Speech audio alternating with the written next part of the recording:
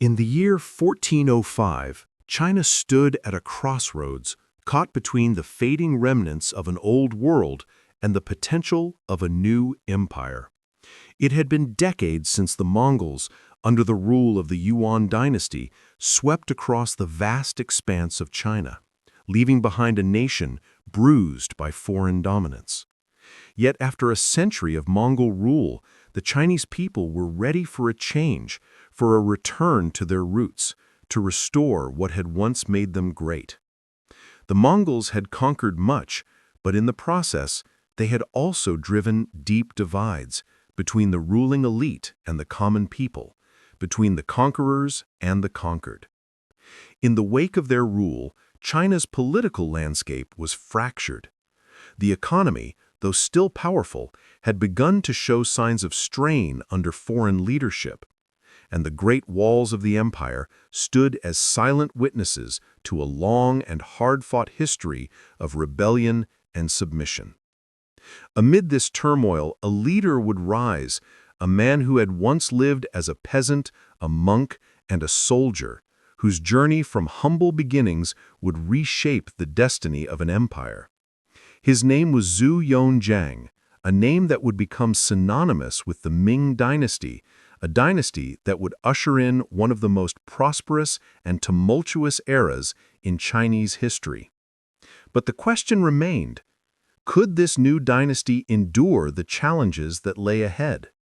Was Zhu's rise to power a signal of China's enduring strength, or would it simply be another fleeting moment in the long arc of history? Zhu Yuanzhang, who would come to be known as the Hongwu Emperor, sought not just to replace the Mongols, but to create a dynasty that would stand the test of time, a dynasty that would lay the foundations for what would become a golden age of exploration, cultural achievement, and political power. Yet, the challenges that awaited were vast. To the north, the Mongol threat still loomed, though weakened. To the west, Turkic and other nomadic groups eyed China's borders with ambition. To the south, pirate fleets ravaged China's seas. And, of course, there were the new players on the world stage, European powers whose technology and weapons threatened to disrupt the established order. In the midst of these external pressures, Zhu Yuanzhang would have to secure not only the borders of his empire, but also the very soul of his people, preserving the heritage of China while navigating the complexities of empire building in a world that was rapidly changing. This is the story of the Ming Dynasty, how it prospered, how it faced challenges that would test its very foundation, and how, ultimately, the fate of the empire would rest on the decisions of its rulers, each of whom would leave their mark on the fabric of Chinese history. Welcome back to the History Guy. In today's video, I'll take you through the timeline of the Ming Dynasty, from its rise to power under Zhu Yuanzhang to the golden age of exploration led by Zheng He, and the eventual decline that led to the fall of the dynasty and the rise of the Qing dynasty. We'll uncover the triumphs, the battles, and the intriguing moments that defined one of China's most influential empires. Before we get started, let us know in the comments where you're watching from. We love hearing from you. And if you haven't already, make sure to subscribe for more in-depth history videos.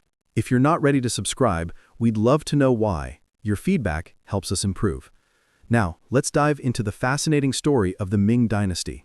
The story of the Ming Dynasty begins in the shadows of foreign rule, a fractured, disillusioned nation yearning for liberation. The Yuan Dynasty, founded by the Mongols under Kublai Khan, had reigned for nearly a century, but by the mid-14th century, its grip on China had loosened significantly. The Mongols, once seen as invincible conquerors, had failed to win the hearts and minds of the people they ruled. The Chinese longed for a return to native rule, a restoration of their cultural heritage, and the reinstatement of their power. Out of this growing unrest, a leader would emerge, one whose name would echo through history as the founder of the Ming Dynasty, Zhu Yuanzhang, a man born to poverty, orphaned young, and destined to become a symbol of China's resilience and rebirth. Zhu's rise, from an impoverished peasant to the Emperor of China, was a journey that defied the conventions of his time. It was not simply military genius or strategic brilliance that marked his success. It was the deep-rooted understanding of the pulse of the people, the resilience to challenge the established order, and the relentless pursuit of a unified Chinese identity. His victory over the Yuan forces in 1368 and his subsequent ascension as the Hongwu Emperor marked a watershed moment for China. But Zhu's vision extended beyond mere military triumph. It was a reclamation of the Chinese soul, a desire to restore the empire's fractured strength. Hongwu's reforms were sweeping and transformative. He rebuilt the imperial bureaucracy, bringing an end to the excesses and corruption that had defined the Yuan dynasty.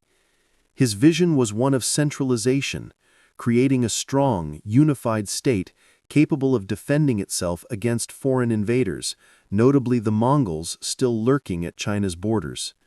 In doing so, the Hongwu Emperor reinvigorated China's agriculture, revitalized its economy, and ensured the prosperity of the peasantry, whose loyalty would be crucial to the stability of the dynasty. Yet, Hongwu's reign was far from perfect. Despite his monumental achievements, his paranoia and authoritarian tendencies strained his relationships with his officials. His excessive purges of perceived rivals within the government would come to symbolize the contradictions that would plague the Ming Dynasty throughout its history.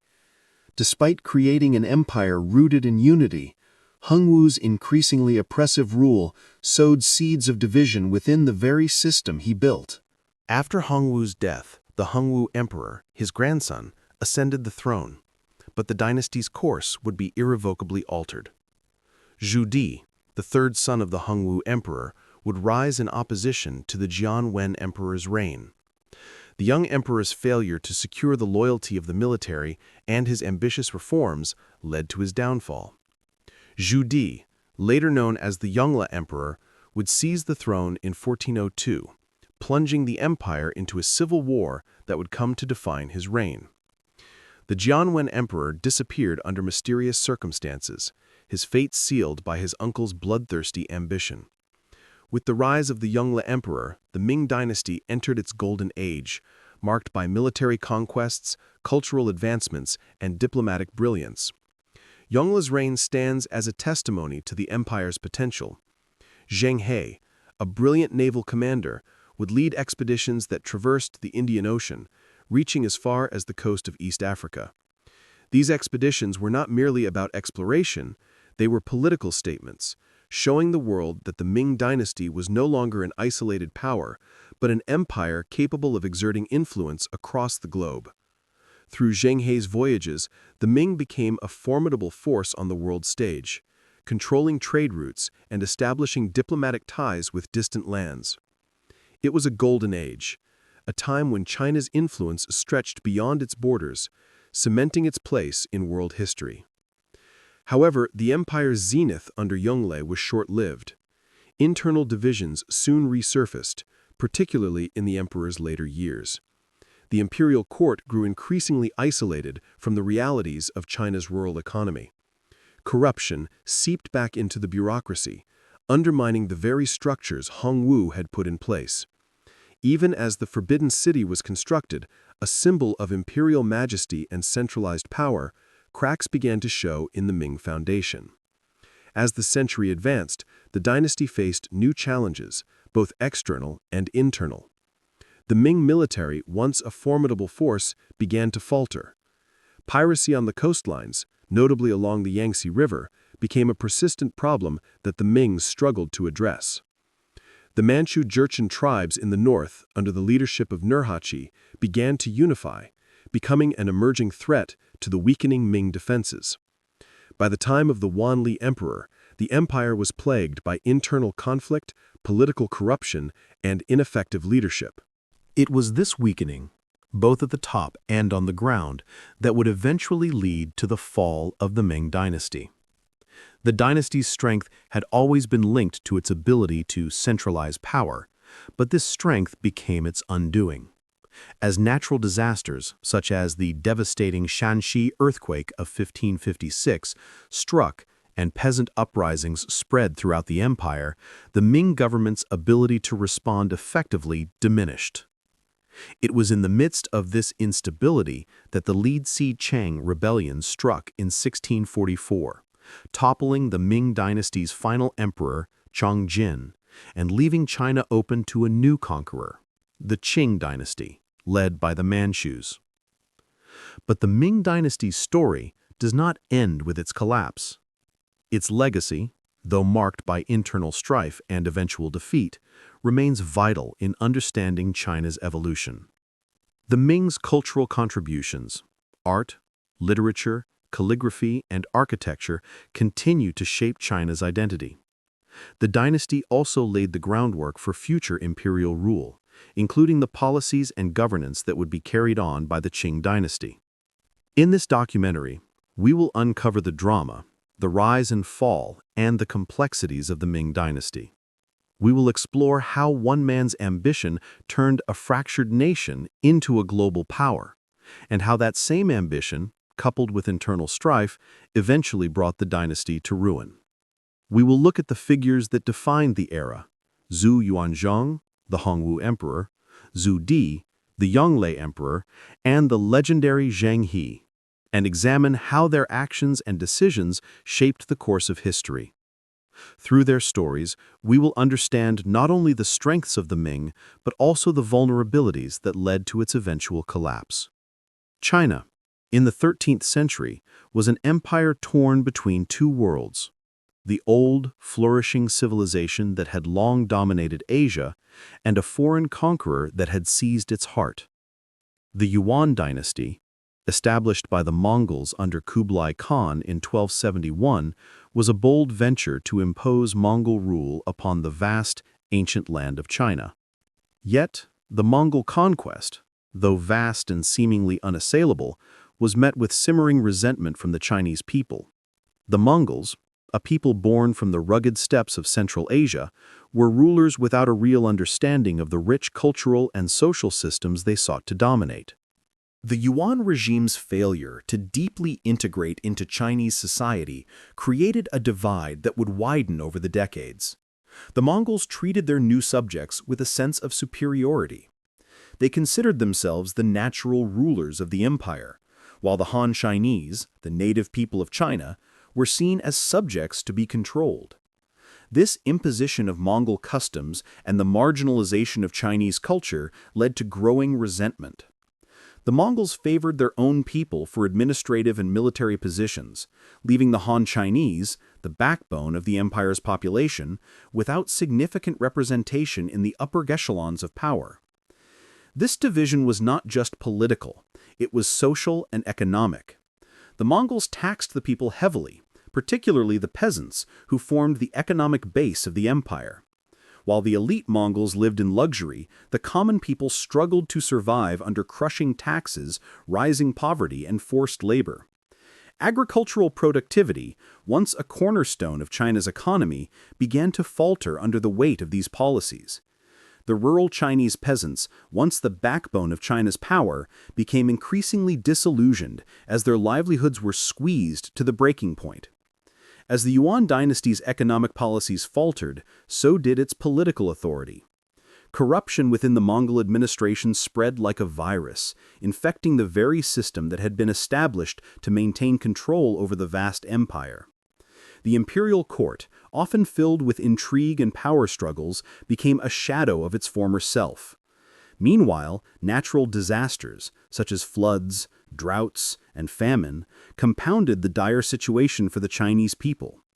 The dynasty's inability to address these crises eroded the confidence of the people, leading to widespread uprisings across the empire. It was in this environment of growing unrest and failing imperial control that the seeds of rebellion were sown. The Mongol military, once an unstoppable force, was increasingly overextended and incapable of defending the empire's vast borders. The Mongols, too preoccupied with maintaining their distant empire and their internal struggles for power, could no longer prevent the rise of the Chinese rebellion. Among those who seized upon the discontent was a poor peasant from the south, Zhu Yuanzhang, who would rise from obscurity to take the throne and change the course of Chinese history forever. Zhu Yuanzhang's rise was not just a result of military skill, it was the product of the unique confluence of social, economic, and political factors that had reached a breaking point.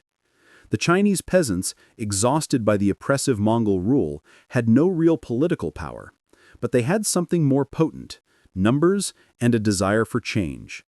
Zhu's ability to tap into this widespread discontent, to speak directly to the needs of the common people, was the cornerstone of his movement. He became a figurehead for a restoration of native rule, embodying the aspirations of millions of Chinese who longed for a return to Han Chinese rule, a restoration of their identity and culture. The general political climate was one of turmoil, with the Mongols unable to maintain control over their increasingly fragmented empire. While Zhu Yuanzhang fought against the remnants of the Yuan forces, his ability to unite the peasant population was critical. They had nothing to lose but the oppressive yoke of Mongol rule. Economic hardship, especially the suffering of the peasants, was a driving force that pushed Zhu to promise a just government, one that would be based on fair taxation, peace, and prosperity. His military success, built on the backs of peasants and disillusioned soldiers, marked the beginning of the Ming Dynasty. The collapse of the Yuan Dynasty created an unprecedented opportunity for Zhu. The Mongols had lost the confidence of their subjects. The elite classes, once loyal to the Mongol rulers, found themselves increasingly isolated. The Mongol elite no longer commanded the respect of the Han Chinese, who viewed them as foreign invaders unworthy of the throne. The people, starved for leadership and reform, rallied behind Zhu's banner. The unrest in the cities and the countryside provided him with the foundation he needed to seize power. Zhu Yuanzhang's victory was more than just a military conquest. It was the beginning of the Ming Dynasty, a restoration of Chinese sovereignty and the end of a foreign empire that had ruled China for nearly a century. The fall of the Yuan Dynasty and the rise of the Ming was the moment when the Chinese people reclaimed their destiny. It was a moment marked by resilience, revolution, and the power of a common man to change the course of history. As Zhu Yuanzhang ascended to the throne, he promised to undo the excesses of the Yuan Dynasty and to restore the glory of China's past. His reign as the Hongwu Emperor would lay the foundations for a new era of prosperity and reform. But it would also be a time of great contradictions, as the rise of a new dynasty would be accompanied by its own internal struggles, just as the Yuan Dynasty's reign had been. The establishment of the Ming Dynasty was not the end of China's troubles, but the beginning of a new chapter. It was a moment of rebirth, a time when the people of China, empowered by their history, would shape a future all their own. The Yuan Dynasty, established by the Mongols in 1271, was an empire built on the strength of conquest. Kublai Khan, the first Yuan emperor, succeeded in unifying China under foreign rule, but his Mongol empire would eventually falter under the weight of its contradictions. For all the grandeur of the Mongol conquests, the Yuan dynasty never fully integrated with the people they ruled. The Mongols, nomadic warriors from the steppes of Central Asia, were outsiders in the eyes of the Chinese people. Even under Kublai Khan, whose policies sought to integrate the Mongol rulers into Chinese governance, there remained an unbridgeable gap between the Mongol elite and the native Chinese population. Despite the initial success of the Yuan dynasty, the Mongols' foreignness and their disdain for many aspects of traditional Chinese culture set the stage for growing resentment. The Han Chinese majority, whose culture had flourished for millennia, found themselves subjugated under a foreign aristocracy. Mongol rulers favored their own kind in all matters of governance, military, and administration, while the Chinese population was relegated to secondary roles. This deepened the social rift and fostered a sense of alienation. For the Mongols, China was a land to be conquered, not a civilization to be respected. Over time, their lack of cultural integration into Chinese society became one of the most significant factors contributing to the dynasty's eventual downfall. Politically, the Yuan rulers' disconnect from the broader Chinese populace became increasingly evident. The Yuan dynasty was plagued by corruption within its ruling class. The imperial court, once the heart of the Mongol administration, became mired in scandal and inefficiency. High-ranking officials, many of whom were Mongols, mismanaged funds and abused their power for personal gain. The Mongols, who had once thrived on their military discipline and unity, now saw their imperial structure erode under internal strife. The imperial bureaucracy, designed to maintain order across a vast empire, was increasingly ineffective and corrupt. Economically, the empire was burdened with extravagant spending, which depleted the state treasury. The Yuan's military campaigns, designed to expand their empire further, were expensive and largely unsuccessful. The land-based Mongol elite, unfamiliar with the sophisticated agricultural systems of China, failed to properly manage the land. Heavy taxes were levied on the peasantry, while the aristocracy lived in luxury. The rural population bore the brunt of this economic mismanagement, leading to widespread poverty and discontent. The people, particularly in the rural areas, saw little benefit from the empire's wealth and power. Instead, they faced harsh taxation, forced labor, and military conscription. For the peasants, the Mongols were not liberators, but an oppressive foreign force that drained their livelihoods. Amid this growing unrest, natural disasters added fuel to the fire. The Mongol rulers, already stretched thin by internal divisions and external threats, were unable to respond effectively to the famine and flooding that ravaged China's countryside. The poor harvests of the 1330s and the subsequent devastating famine that struck the empire only worsened the situation. The people, struggling with hunger and disease, began to see the Yuan rulers not as protectors, but as the architects of their suffering. This exacerbated the resentment already simmering beneath the surface. It was within this environment of economic collapse, social inequality, and governmental incompetence that the embers of rebellion began to burn. The Red Turban Rebellion of the 1350s was the manifestation of this simmering discontent. What began as a series of local uprisings against Mongol rule in Jiangxi soon spread across the country, fueled by frustration and religious fervor. The Red Turbans, a peasant movement, claimed to be the voice of the people, fighting for the restoration of native Chinese rule and the rejection of Mongol domination. The rebellion was not just about overturning a dynasty, it was about reclaiming the Chinese identity and breaking free from the foreign yoke that had long stifled the nation's spirit. The common people's reaction to Mongol rule was visceral and profound. They saw the Mongols as an occupying force, alien and indifferent to their suffering. The Red Turban Rebellion, in many ways, was not just a military uprising. It was an expression of cultural and nationalistic pride. A movement that called for the return of a Chinese-led government that would prioritize the welfare of its people over the extravagance of the ruling elite.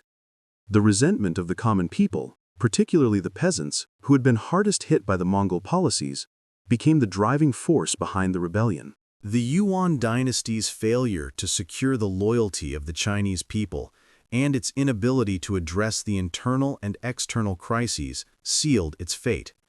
The Red Turbans, once a minor nuisance, became a force that could no longer be ignored. Over time, they would form the foundation for the rise of Zhu Yuanyang, a former peasant who would lead the charge against the Mongols.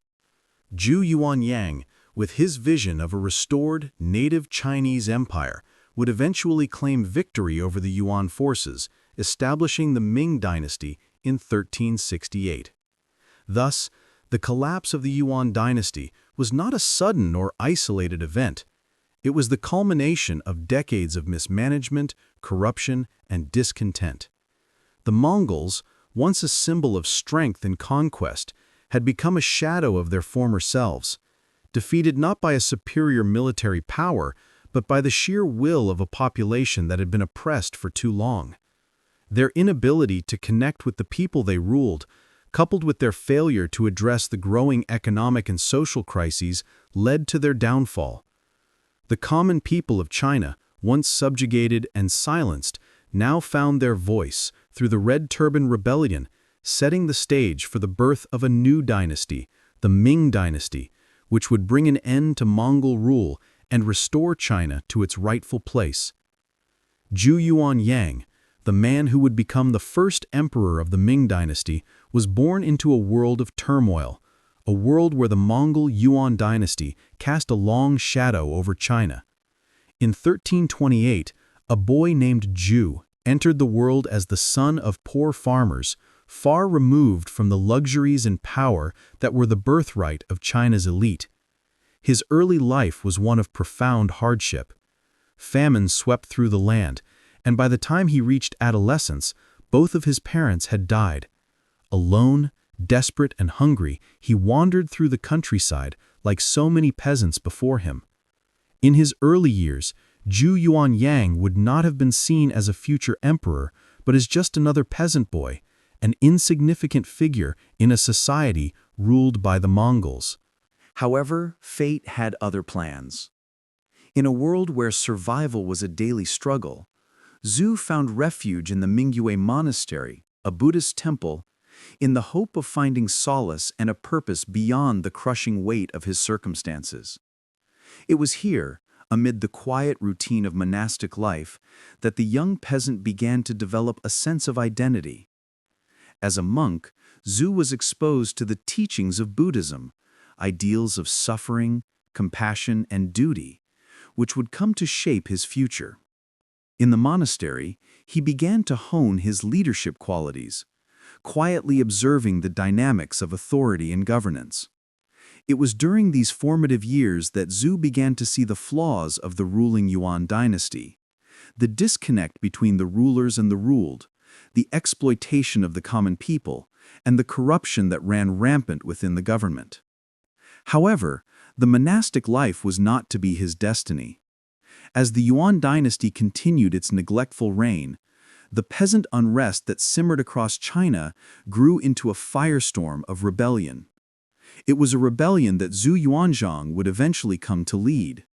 But how did a young monk, with no military experience, rise to become the leader of the Red Turban Rebellion, the movement that would shake the very foundations of Mongol rule? Zhu's ascension through the ranks of the Red Turban forces can be traced to one core trait: vision. While many other rebel leaders were fighting for plunder or simply to overthrow a corrupt dynasty, Zhu Yuanzhang had a larger purpose. He didn't just want to topple the Yuan rulers, he wanted to restore China to its former glory, to revive Chinese sovereignty, and give the people a government that truly understood their struggles. It wasn't just a revolution, it was a cultural restoration.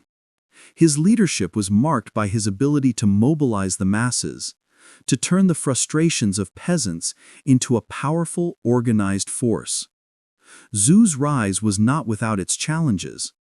As he fought his way through various battles, his strategic brilliance began to emerge. What set him apart from many other warlords was his adaptability. Zhu understood that the road to power was not just a matter of military might. It was about alliances, psychological warfare, and the loyalty of his followers. His forces were often outnumbered, but his ability to inspire and motivate his troops was unparalleled. Zhu was able to rally disparate groups, from farmers to disenfranchised soldiers, under a single banner. His charisma was magnetic, and his determination was unwavering.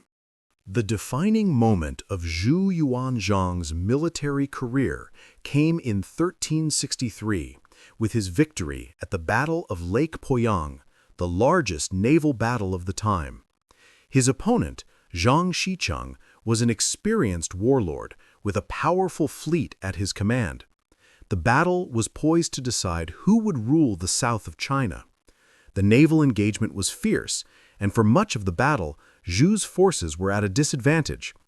But Zhu Yuanzhang's genius lay not in sheer force, but in his ability to outthink his enemy. Recognizing that Zhang's fleet had a vulnerable position, Zhu launched a well-timed attack, exploiting the enemy's weakness. His forces, Disciplined and led by his strategic vision, decimated Zhang's fleet, forcing him into retreat.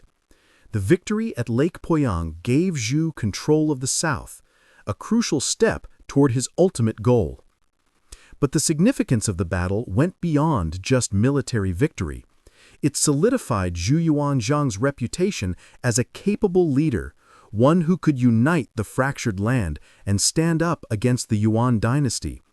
The Red Turban forces, inspired by Zhu's leadership, rallied to him in greater numbers. This victory, decisive and monumental, paved the way for his eventual conquest of the capital, Beijing, and his ascension to the throne in 1368.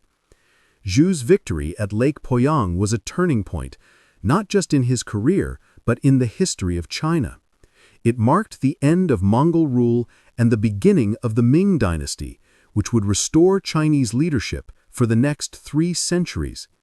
But it was also a personal triumph for Zhu, a man who had risen from poverty and obscurity to challenge the greatest empire of the time. His success was not merely about military might, it was about vision, resilience, and a deep understanding of what the Chinese people truly needed, a ruler who would stand with them, fight for them, and restore the honor of China. Zhu Yuanzhang's journey, from an orphaned peasant to the first emperor of the Ming Dynasty, is a testament to the power of will and purpose in shaping history. His strategic brilliance, personal resolve, and ability to unite a broken and divided country laid the foundation for an empire that would last for centuries. The Battle of Lake Poyang was not just the final step in Zhu's military campaign, it was a symbol of China's resilience and the dawn of a new era. In the wake of Mongol rule, China stood at the precipice of a new era, one marked by the collapse of foreign domination and the desperate need for reform. For centuries, the Mongol Yuan Dynasty had ruled China with an iron fist, leaving behind a nation ravaged by economic strain, cultural alienation, and social unrest. By the time Zhu Yuanzhang, the man who would become the Hongwu Emperor, rose to power, China was a country teetering on the brink. But Hongwu's journey was not just one of power consolidation, it was an odyssey to restore China's soul. He sought to rebuild China from the ground up, a country fractured by internal strife and foreign rule. Born a peasant to humble parents, Hongwu knew intimately the hardships faced by the common people. The rebellion against the Yuan dynasty had been, in many ways, a rebellion for the common man, against economic oppression, political tyranny, and social exploitation. It was from this crucible of suffering that Hongwu's vision was forged. As he rose through the ranks of the Red Turban Rebellion, he became more than just a military leader. He became a symbol of hope, a figure who promised to restore Chinese sovereignty and return power to the hands of the people. When he claimed the throne in 1368, he did so not only as a conqueror, but as a man with a deep sense of the historical responsibility that rested upon him. Hongwu's initial reforms sought to centralize authority in a fractured empire. The imperial court of the Mongol rulers had been corrupt and weak, and the regional warlords held much of the real power. Hongwu understood that in order to truly restore order, he would have to consolidate power under his authority. Centralization became the cornerstone of his rule.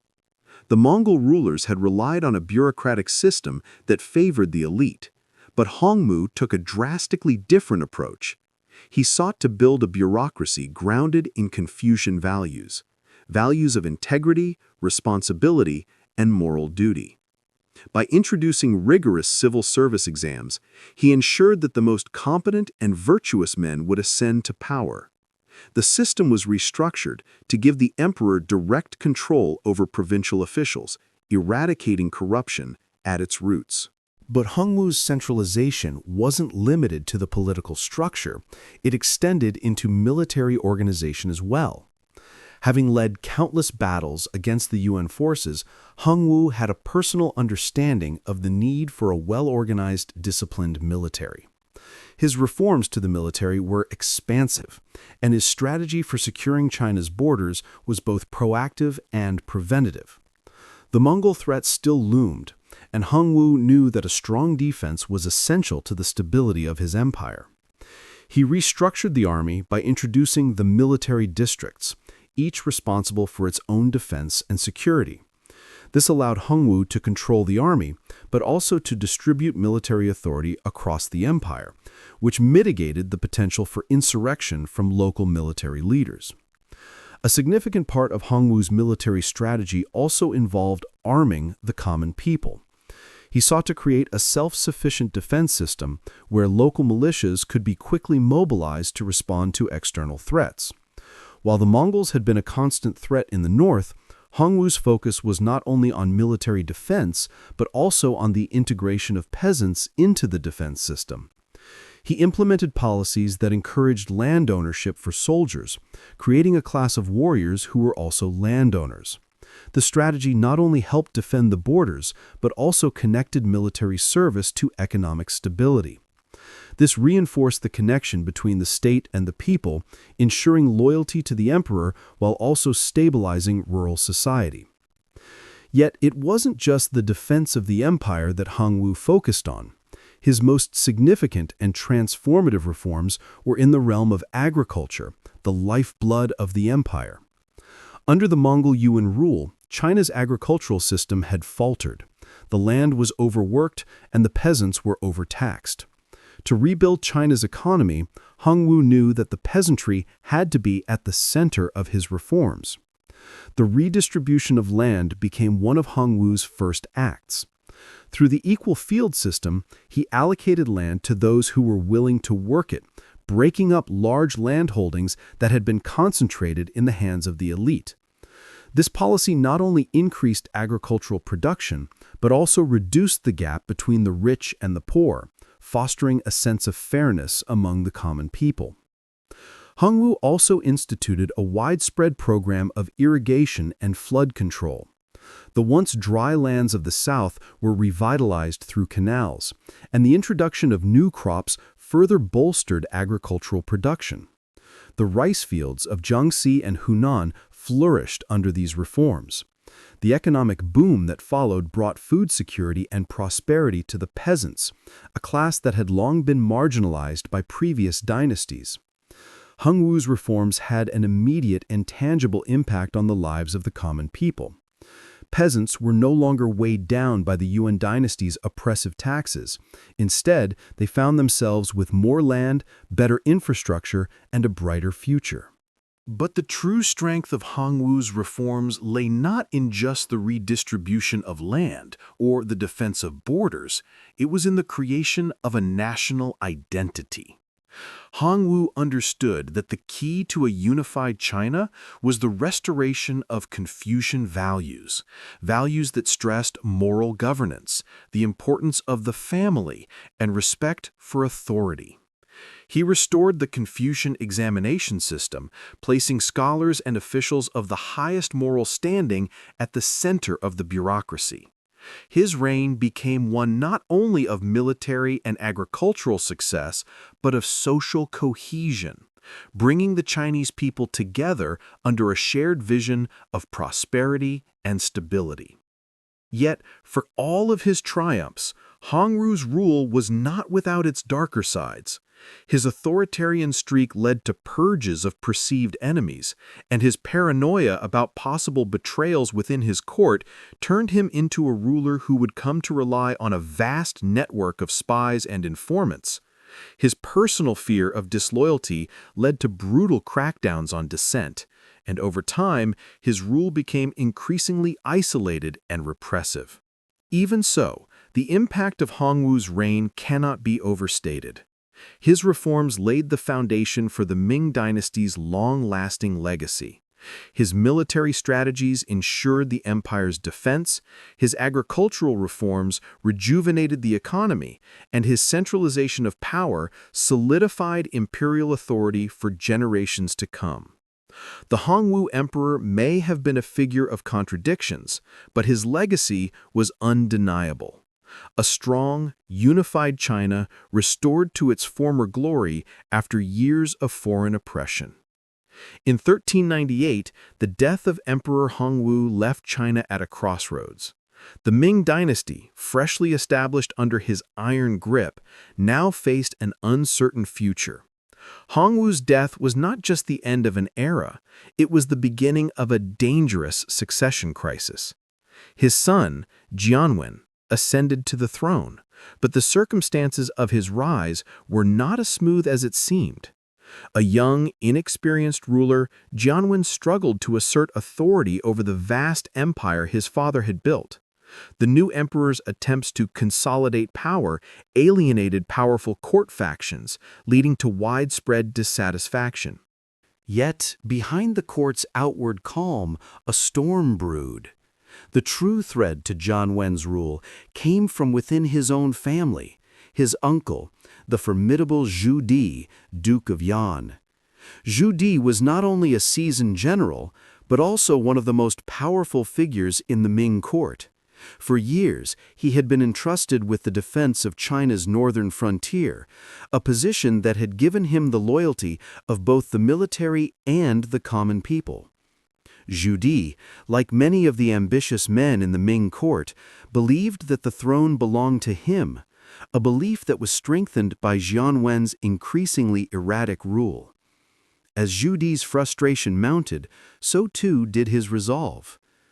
The Jingnan campaign, which erupted in 1399, was more than a mere rebellion. It was a fight for the soul of the empire. With military precision, Zhu Di launched a campaign to seize the throne, marching from the northern frontiers to Beijing. The emperor's forces, caught off guard by the swiftness and brutality of the Yan forces, found themselves trapped. Jianwen's court was split, with high-ranking officials unable to decide between loyalty to the throne and their own political ambitions. The conflict was marked by siege warfare, naval engagements, and a series of brutal battles. The capital, once thought to be impregnable, fell under the weight of Zhu Di's assault. By 1402, Zhu Di had won the throne, not through diplomacy or consensus, but through sheer force. The Jianwen Emperor, who had disappeared in the wake of his defeat, left no trace, but it is widely believed he either died in captivity or was executed.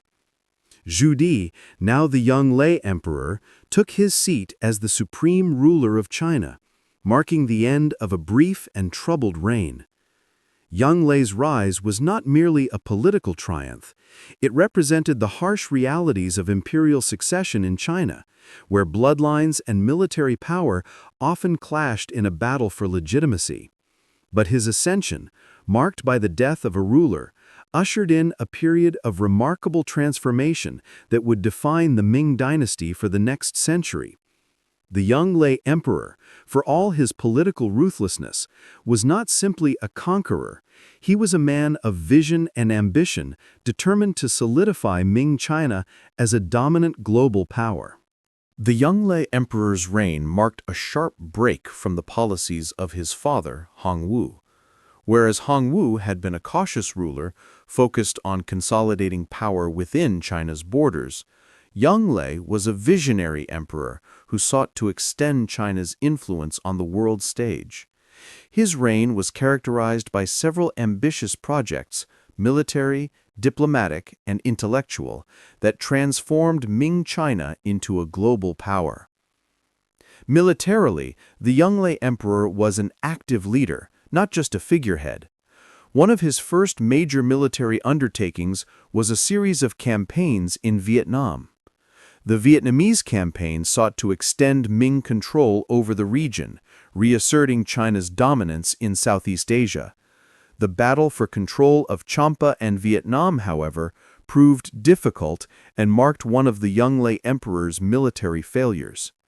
Despite setbacks, his campaigns were important in cementing Ming China's territorial ambitions and creating a formidable military presence in the region. At the same time, Yongle oversaw massive infrastructure projects, most notably the construction of the Forbidden City, the Imperial Palace complex in Beijing. The Forbidden City was more than just a symbol of imperial power. It was a physical manifestation of the centralized authority that Yongle wished to assert. The palace became the political heart of the empire, where decisions shaping the fate of millions were made. Yongle's construction projects also extended to the restoration and expansion of the Great Wall of China, which reinforced China's defense against northern invasions, particularly from the Mongols. But it was the expeditions of Zheng He that truly defined the Yongle Emperor's global ambitions. Between 1405 and 1433, Zheng He led a series of 7 monumental voyages that took him from the coasts of Southeast Asia to Africa, sailing across the Indian Ocean and establishing China's dominance in the global trade network. The objectives of these voyages were as much diplomatic as they were military. Zheng He was sent not only to forge alliances, but to display China's military might and its cultural superiority to the world. Zheng He's expeditions were remarkable feats of navigation. With a fleet of hundreds of ships, including the massive treasure ships, he reached as far as East Africa, making contact with kingdoms such as Mombasa and Malindi. The voyages allowed China to project its power across the seas, engage in diplomatic exchange, and dominate the maritime trade routes. This global reach bolstered China's standing as a superpower and elevated the Ming Dynasty to a new level of prestige and influence. Perhaps Yongle most enduring legacy lies in his patronage of culture and scholarship.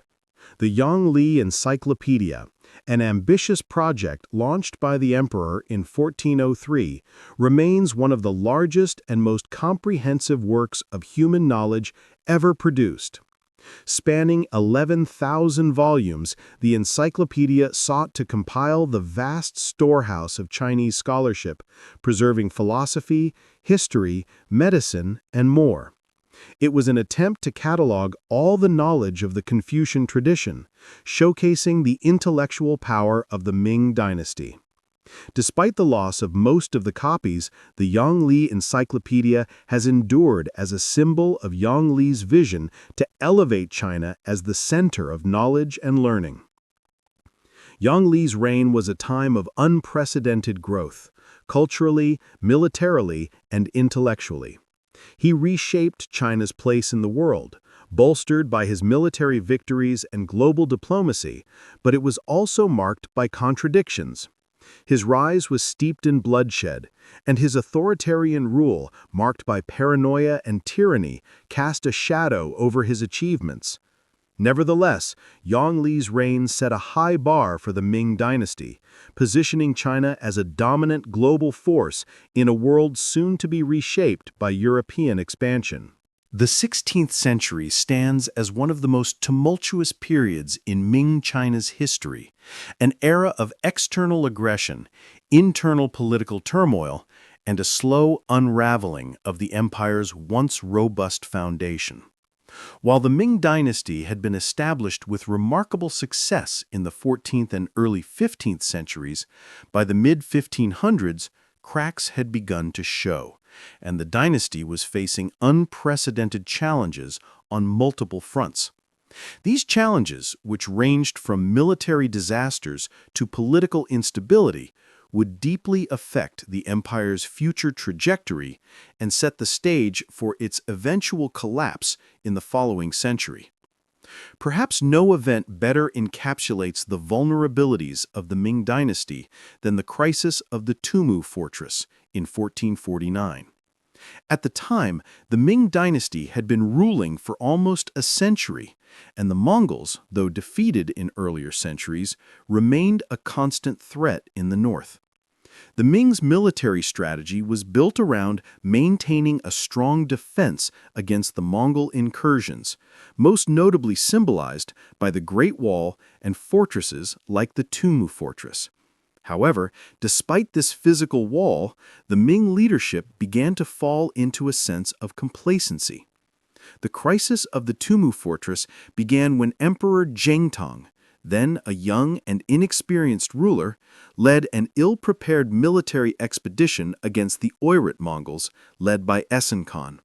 At the time, Essen Khan was a formidable force, eager to regain the Mongols' dominance over northern China. Emperor Zheng He's decision to personally lead the campaign was driven by ambition and pride, but proved to be a disastrous miscalculation. The emperor's forces were decisively defeated, and Emperor Zheng He himself was captured in battle, a humiliation that sent shockwaves through the Ming court. The fall of the emperor was not just a military failure, it was a political disaster. The Mongol forces, who had long sought to avenge their earlier defeats at the hands of the Ming, had dealt a severe blow to China's imperial legitimacy. The capture of the emperor meant that Ming authority was no longer unchallenged. The imperial court was thrown into disarray. For months, the emperor was held captive, and the Ming Dynasty found itself at the mercy of the Mongols. The crisis of Tumu Fortress exposed a profound flaw in the Ming political system, the centralization of power around the emperor without an equally strong and competent bureaucratic and military structure to support it. When Emperor Zheng He was captured, the Ming military and administrative apparatus collapsed, revealing just how tenuous the imperial power truly was. This crisis was a bitter reminder of the dangers of a dynasty that placed too much power in the hands of a single leader without a sufficiently strong military network to protect against external threats. As if internal instability wasn't enough, the 16th century saw a rise in another significant threat to the Ming dynasty's stability: piracy in the South China Sea. For centuries, China's navy had been a powerful force, ensuring the empire's dominance over the seas and securing valuable maritime trade routes. However, by the mid-1500s, piracy became a growing concern that further weakened Ming economic and military power. The South China Sea, with its numerous islands and coastal trade routes, became a hotbed for pirates, most notably the Wokou pirates. These pirate bands, composed of both Chinese and foreign mercenaries, engaged in rampant plundering and raiding, disrupting the Ming trade routes and threatening coastal settlements. The Wokou pirates were not just marauding criminals, they were well-organized forces, often backed by local merchants and even foreign powers. In the absence of a strong imperial navy, these pirates severely damaged the Ming economy, attacking ships, looting treasure, and disrupting trade networks vital to China's prosperity. The Ming response to piracy was slow and ineffective, largely because the Ming navy was stretched thin after the costs of dealing with other military threats. The imperial navy, once a dominant force on the seas, struggled to combat the increasing numbers of pirates. The Ming government's failure to curb piracy highlighted another vulnerability of the dynasty: its inability to manage external maritime threats.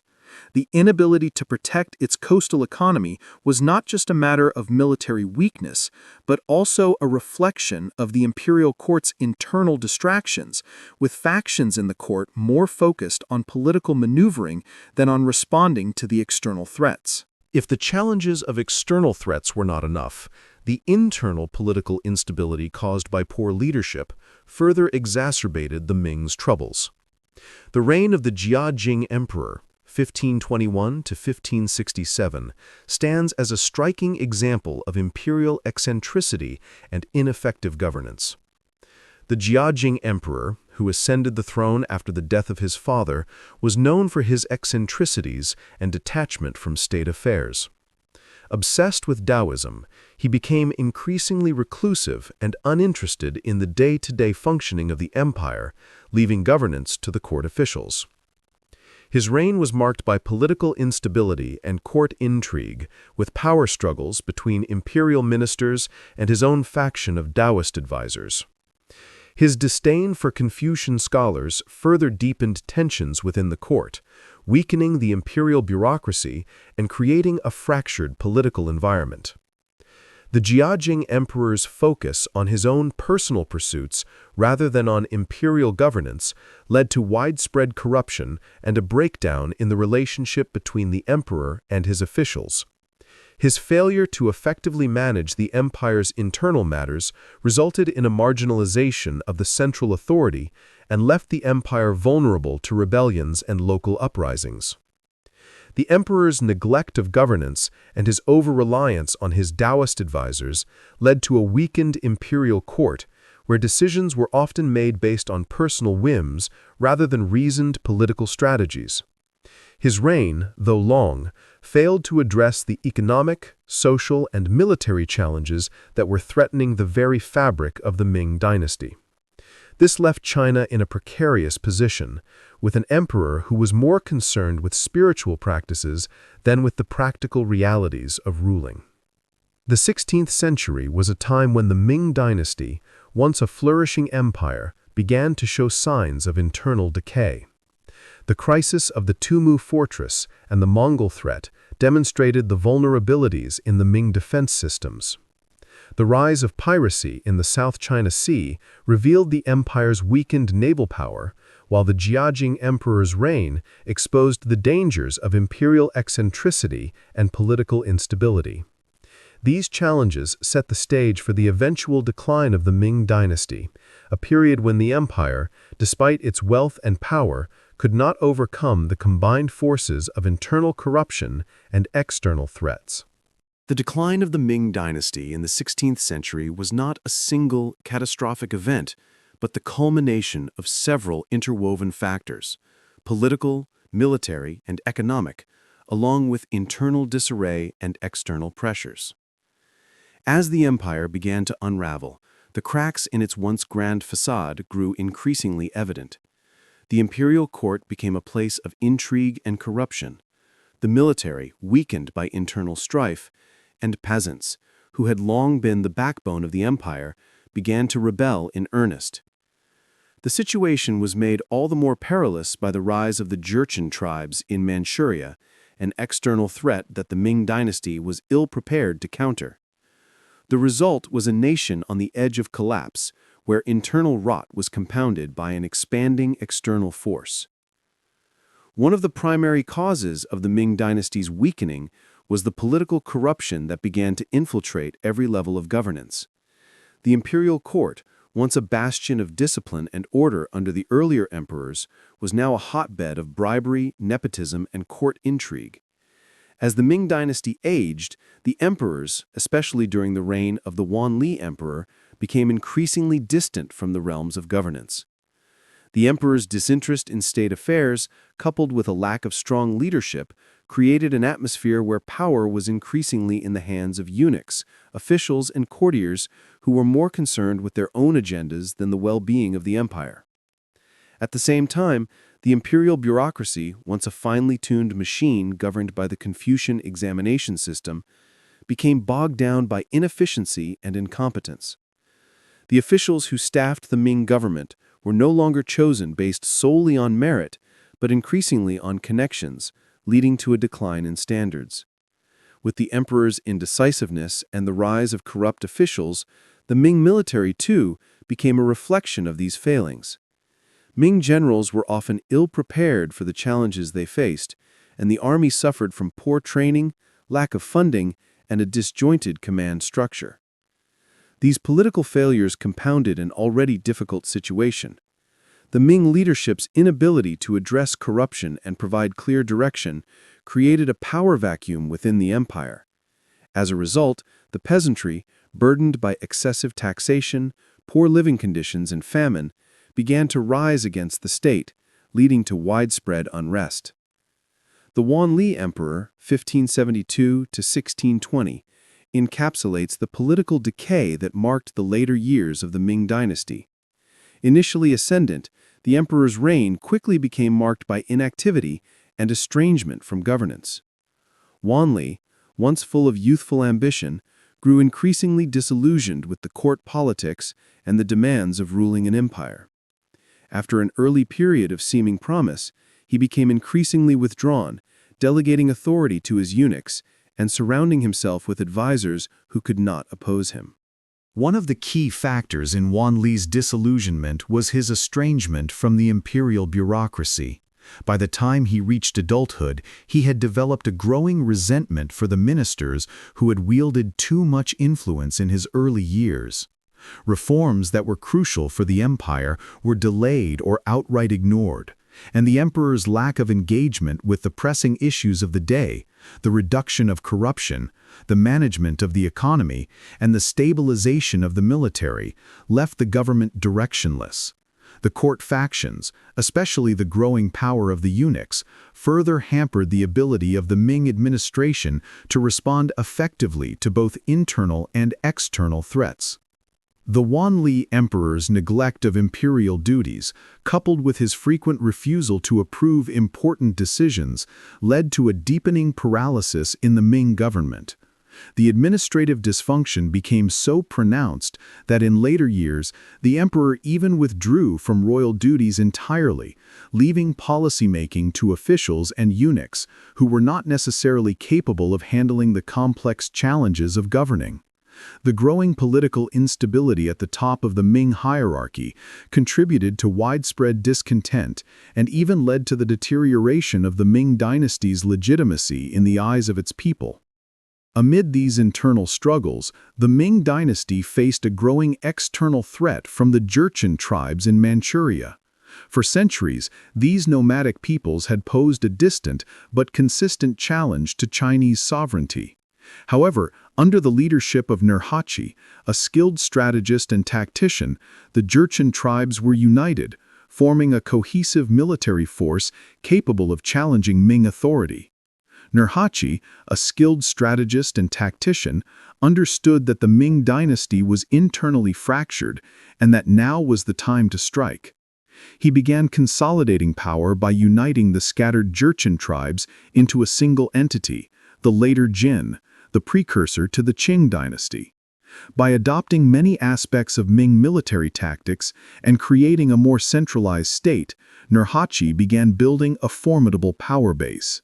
The Jurchen tribes had long been at odds with the Ming, but Nurhaci's rise marked a new chapter. With his unification of the Jurchen tribes, they were no longer just a group of isolated clans. They were a rising military power with clear political goals. Nurhaci's successful campaigns against the Ming frontier garrisons in the early 1600s pushed the Ming back, further exposing the dynasty's military weaknesses.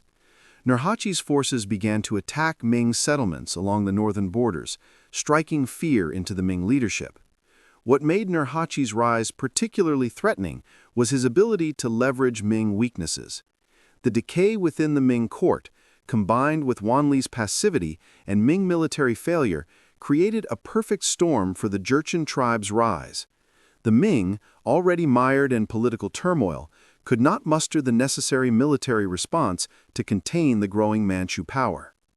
Nurhaci's success would be the precursor to an even more significant threat, the rise of the Qing dynasty. As the Jurchens continued to press against the Ming, Ming China found itself unable to hold its borders. In the decades that followed, Nurhaci's successors would capitalize on this instability, ultimately conquering the Ming dynasty and founding the Qing dynasty, which would rule China for nearly 3 centuries. The Ming dynasty's decline was a slow but inevitable process, driven by internal corruption, political instability, and imperial neglect. The Wanli Emperor's passive rule, combined with the internal unrest and the rise of the Jurchen tribes, created a perfect storm of weakness and vulnerability. The Manchu threat, embodied by Nurhaci's rise, exploited these flaws, setting the stage for the collapse of the Ming dynasty. By the time the Manchu forces surged across China's northern borders, the Ming dynasty had already lost its ability to effectively govern and defend the empire. The collapse of the Ming dynasty was not the swift demise of a singular event. but the gradual unraveling of a once mighty empire, plagued by internal rot, political instability, and increasing external threats. This process was far more complex than a single battle or revolt. It was a prolonged crisis of governance, fueled by generations of mismanagement, corruption, and emperor failure. By the time the Ming Dynasty finally fell in 1644, the foundation of the empire had already been eroded from within, leaving the country ripe for takeover by external forces. The Ming court, which had once been a symbol of centralized power and unity, became an arena of intrigue, corruption, and political struggle. The imperial bureaucracy, essential to maintaining order in such a vast empire, had become increasingly ineffective. The eunuchs, who had already gained considerable influence in the Ming court, exploited the situation for personal gain, undermining the central authority and corrupting the administration. One of the most notorious eunuchs in history, Wei Zhongshen, used his power during the reign of the Qing Emperor to amass wealth and wield unchecked control, ultimately destabilizing the state. His corruption seeped deep into the court, poisoning the political environment and hindering any efforts to address the empire's declining fortunes. The Ming military was another key pillar of the empire that began to crumble. By the early 17th century, the imperial army had become a shadow of its former self. Poor leadership, a lack of resources, and an incompetent officer class led to the deterioration of the military's effectiveness. The once stalwart defenses against invaders, including the Great Wall and border garrisons, began to fall apart. This weakness made the empire particularly vulnerable to the Mongol resurgence from the north and the Manchu threat from the northeast. Yet the Ming dynasty's decline was not solely the result of internal dysfunction. The peasants, who had long been the backbone of the empire, found themselves living under increasingly harsh conditions. Excessive taxation, famine, and economic mismanagement pushed the rural population to the brink. As the emperor and the court ignored the suffering of the common people, widespread rebellions erupted across the empire. The Li Zicheng Rebellion, a movement born out of these hardships, gained strength as more and more peasant groups rallied to his cause. By the early 1640s, Li Zicheng's army was marching toward Beijing, signaling the collapse of Ming rule. The Jiashen incident, which took place in 1644, stands as the symbolic end of the Ming dynasty and the beginning of a new era. By this time, the Ming government was already weakened beyond repair. The capital, Beijing, the heart of Ming China, had been besieged by Li Zicheng's rebel forces. The rebellion, which had gained momentum from the deep-rooted discontent within the empire, came to a head as the Ming military, fragmented and disorganized, failed to mount an adequate defense. The siege of Beijing was a moment of intense political turmoil and military failure. As Li Zicheng's forces encircled the city, the Ming court was paralyzed by indecision. Emperor Chongzhen, the last Ming emperor, faced an empire in freefall. With no coherent strategy to counter the rebels, and with the imperial army in disarray, Beijing fell into the hands of Li Zicheng's forces. The collapse of Beijing was not just the loss of a city, it was the final unraveling of the Ming's imperial legitimacy. In a final act of despair, Emperor Chongzhen committed suicide in the imperial garden, marking the official end of the Ming dynasty. His death was symbolic of the dynasty's collapse, a tragedy not only for him as an emperor, but also for the millions who had lived under the once glorious Ming regime. The fall of Beijing marked the beginning of a new chapter in Chinese history. The Ming dynasty, fractured and defeated, was succeeded by the Qing dynasty, but the legacy of Ming China would endure in many ways.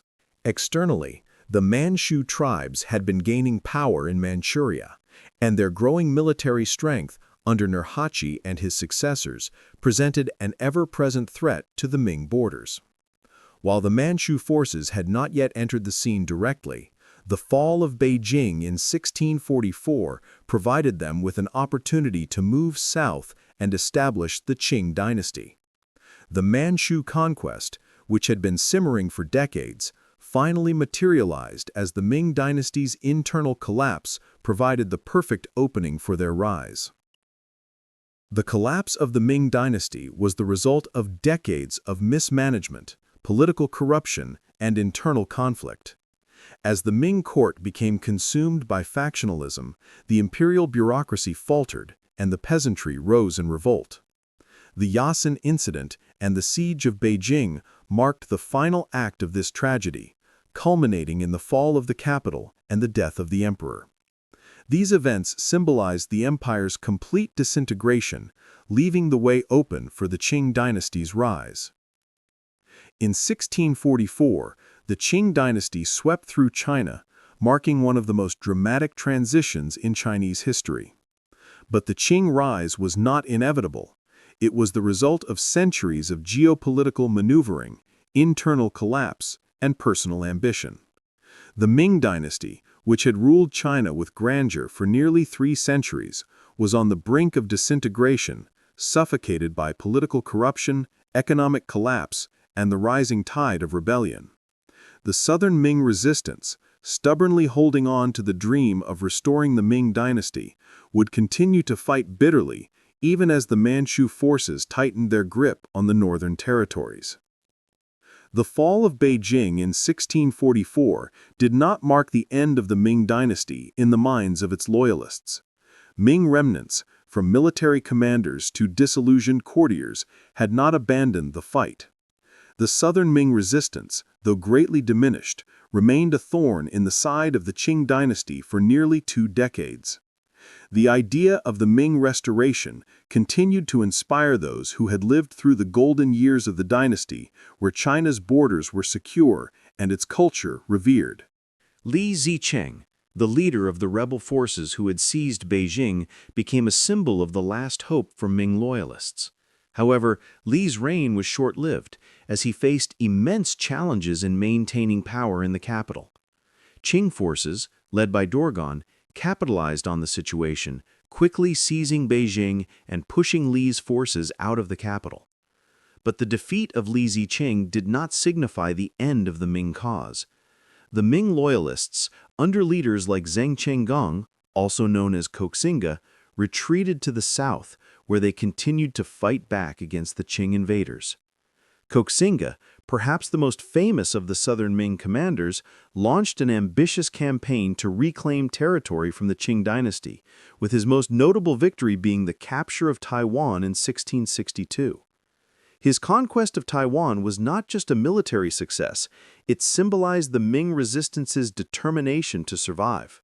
Koxinga's forces, a combination of Ming loyalists and pirates, had a unique blend of military innovation and fierce loyalty, which allowed them to hold out for years. However, their success would ultimately be short-lived. The Qing forces, now more unified and militarily sophisticated, eventually besieged and overran the last of the Ming strongholds, bringing the southern Ming resistance to an end. While the southern Ming resistance fought valiantly, the Qing dynasty's rise was driven by a much more methodical and strategic campaign. The Manchu people, originally a collection of Jurchen tribes in the northeast, had long been a formidable presence on China's borders. Under the leadership of Hong Taiji, the Jurchens transformed from a loose group of nomadic tribes into a unified military force capable of challenging the Ming dynasty's supremacy. Hong Taiji's leadership was instrumental in transforming the Jurchen tribes into the Qing dynasty. By 1636, Hong Taiji declared the establishment of the Qing dynasty, a move that would change the course of Chinese history. Unlike the Ming, who relied heavily on a land-based military structure, the Qing took advantage of their manpower, adapting new military strategies and modernizing their forces. Hong Taiji's military genius lay in his ability to unite disparate tribes and use their nomadic heritage to create a more mobile and effective fighting force.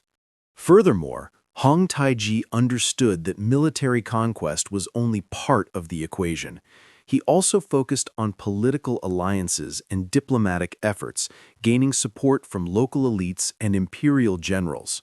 This careful balance between military strength and diplomatic strategy allowed the Qing forces to make steady progress in their conquest of China.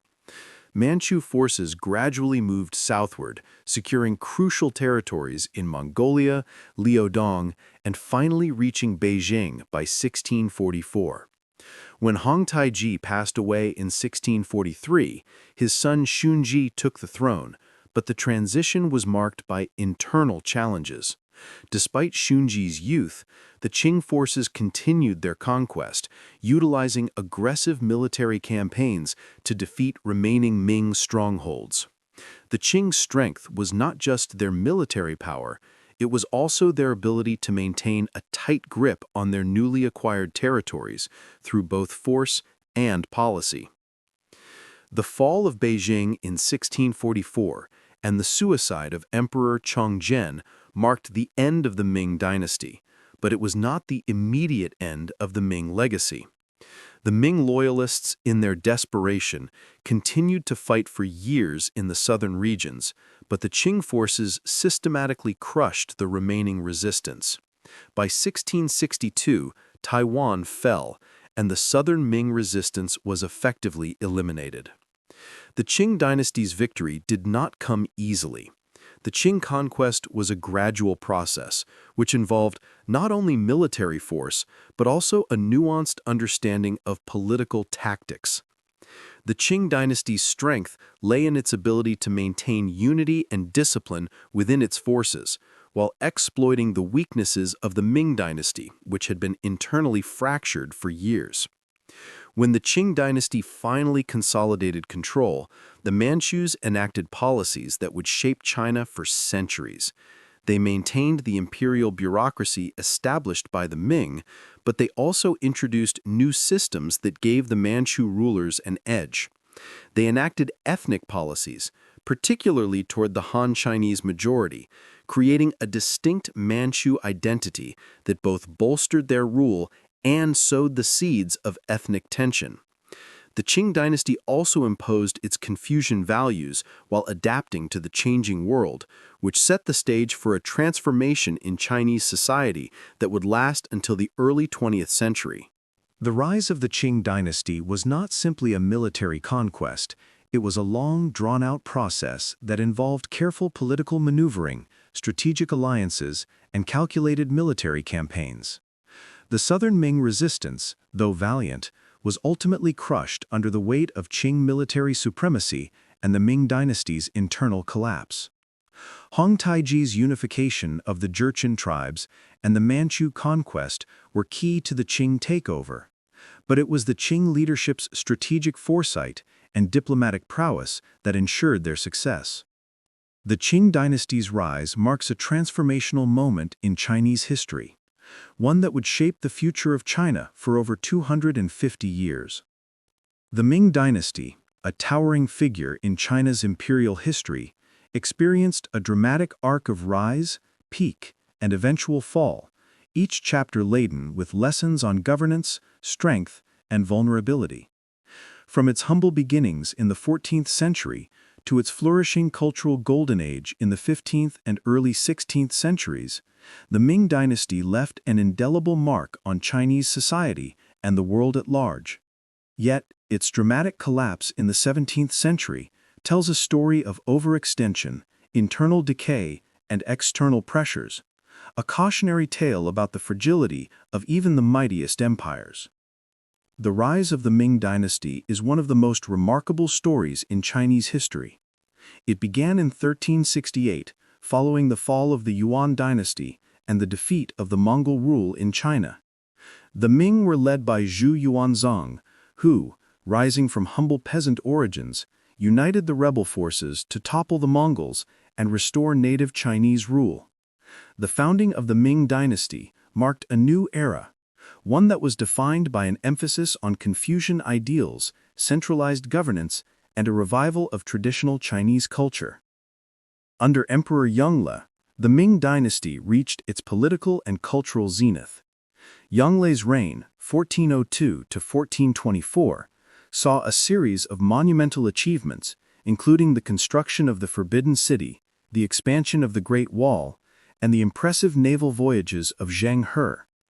These achievements not only bolstered China's domestic stability, but also raised the country's profile on the world stage. Zheng He's voyages in particular were groundbreaking, as they established China as a major maritime power. His fleet reached as far as East Africa, bringing back knowledge, tribute, and new diplomatic alliances. The Forbidden City, which remains an iconic symbol of Ming grandeur, was a manifestation of the emperor's divine authority and the power of the imperial court. Its construction marked a new chapter in Chinese architecture and urban planning, showcasing the empire's wealth and cultural sophistication. Meanwhile, China's artistic achievements flourished, with the Ming period seeing an explosion of literature, painting, and ceramics, some of the finest in Chinese history. However, the story of the Ming Dynasty is not only one of achievements and successes, it is also marked by a series of failures that ultimately led to its collapse. As the dynasty aged, the once strong central government began to suffer from corruption and political infighting. The imperial court, once efficient and central to the functioning of the empire, became riddled with eunuchs and court factions, undermining the emperor's authority. The reign of the Yuan Emperor, 1572 to 1620, which began with promise, ultimately highlighted the Ming's internal weaknesses. Yuan's reign was characterized by his disinterest in governance and failure to address administrative reforms.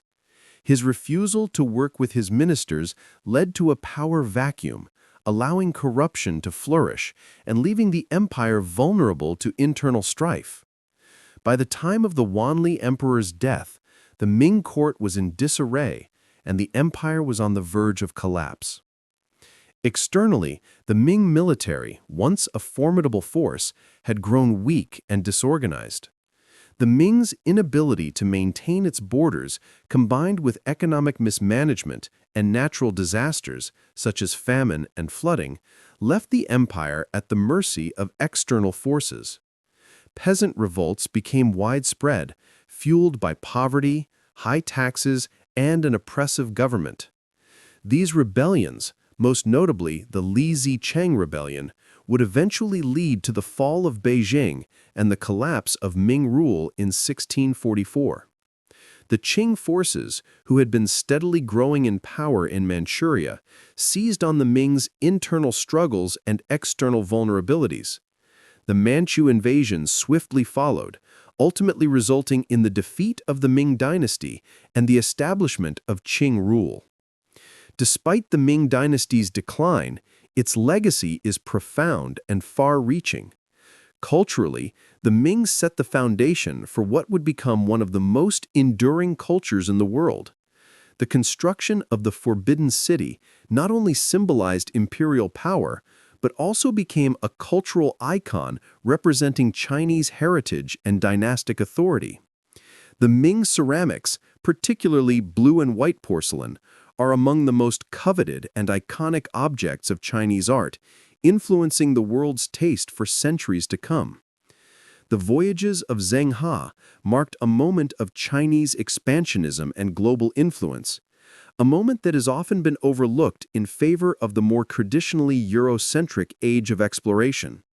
Zheng He's expeditions, supported by a fleet larger than any the world had seen at the time, brought China into direct contact with the Middle East, Africa, and Southeast Asia, a legacy that shaped Chinese diplomacy and trade for centuries to come.